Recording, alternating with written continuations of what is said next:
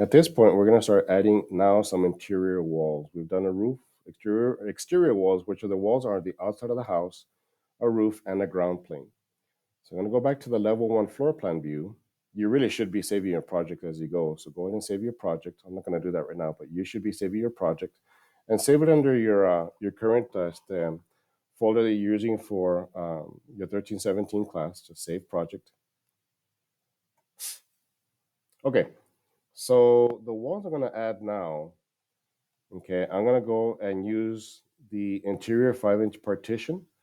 And I'm going to draw the layout of the walls like this. And it doesn't have to be exact, like I said. For now, we're just practicing. So as long as it's roughly like this, we're going to place our walls. And there's a little exhibit of this handout on your either Teams or Google Classroom. So you're going to go over here to wall. But in this case, I'm not going to use a generic 6-inch wall. I'm going to use a interior 5-inch partition. Okay, so it's basically just a wall from the inside. Let me see the handout. Yeah, the handout says a 5-inch partition. Click in here. So you're going to start using a partition. Then once again, you're going to draw the walls más o menos the way they are on the handout. Okay. So I think there's a wall that kind of goes around here like this, up to here, and like this. And like I said, as far as this handout, it's not very realistic. Honestly, I really wouldn't draw a house like this, but it's just for practice. And then I'm going to draw a little thing like this right here. And then I draw another line across from here. And don't forget, you can also use the trim command with walls if you needed to. If you want to do something like this. Oops. Okay. Just remember that you can use a trim and extend, and you can grab walls and make them longer and things like that. Just so you know, you can edit these walls. Click architectural wall. Make sure 5-inch. And then add the other walls as needed. Kind of like that across this way. I'm going to add another one up this way. And then to extend these two, I'm going to click trim, select. And then there's another wall on the handout that goes kind of like this. Like that. Okay. So that's basically how we're going to start drawing in those walls. Okay. Hit escape. And these walls right now are just interior walls. And let me go to 3D. Just to let you know, they are not actually extending to the roof. Okay, the way I did that is I didn't double click on the roof, I just selected it once. So you can kind of see inside of here, these walls are actually not attached to the roof. I don't want to at this point. You can if you wanted to, but I don't want to in this case. I'm going to put a ceiling in there. So that way these walls will then be attached to the ceiling, not necessarily to the roof. Okay. Now we can attach them to the roof. That would have to be another technique. You'll have to ask me to show you how to do that.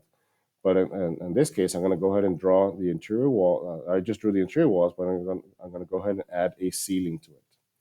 So I'm going to go back to level 1, and I'm going to add a ceiling to it. The ceiling is going to be under the command right in here. You're going to click on ceiling. And I'm not going to draw an automatic ceiling because what that does, it puts ceilings within rooms. What I'm going to do is I'm just going to click sketch ceiling. I'm going to click sketch ceiling, and I'm going to put a ceiling all the way around the house. And I can draw the line of the ceiling from inside wall to inside wall right in here. Okay. Or I can also click here where it says pick walls, and I can pick the walls of where I want the ceiling to be. Make sure that it's along the inside of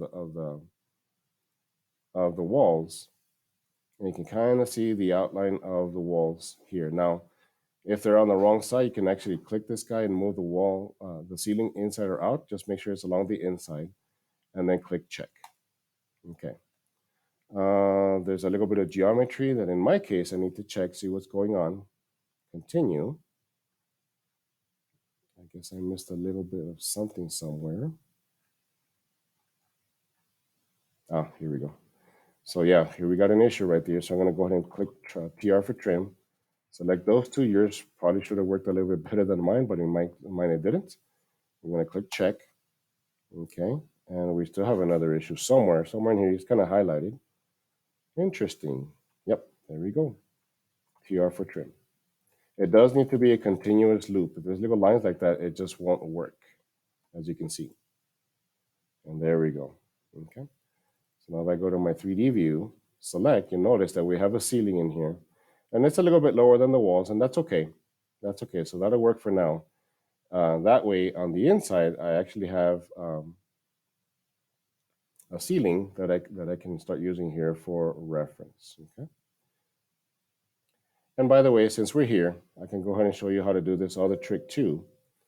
I could do this for my level 1 floor plan or really 3D, pretty much any of these. I'm going to go back to level 1, and I'm going to click in here. I'm going to add what's called a camera view. I'm going to click on here, and then let's say and I'm still missing doors and windows, but just to show you how to start navigating through the software. A camera is where I'm going to stand. So I'm going to click, let's say this corner here is where I'm standing, observing, and then this is how far I can see from that point that I'm standing. So I'm just going to click and go all the way out here so I can start seeing through all that stuff. And then right in here, you can start seeing my ceiling and my walls. And then you click on this little navigation wheel, and then you can press and hold look, so you can look around. Okay. And then the same thing here, just like in the 3D view, you can actually change this over to realistic. And then once again, you can click and hold and look around. We'll have to add a floor a little bit later. But for now, you can kind of start seeing all this stuff. Okay. And as you're pressing and holding look, you can actually move with the arrows on the keyboard, move both forward and backwards. You can actually walk through walls and go to the next room. Okay. And then just kind of don't lose track of where you have the camera view. You can kind of see it right in there. Next video, we'll talk about adding doors and windows.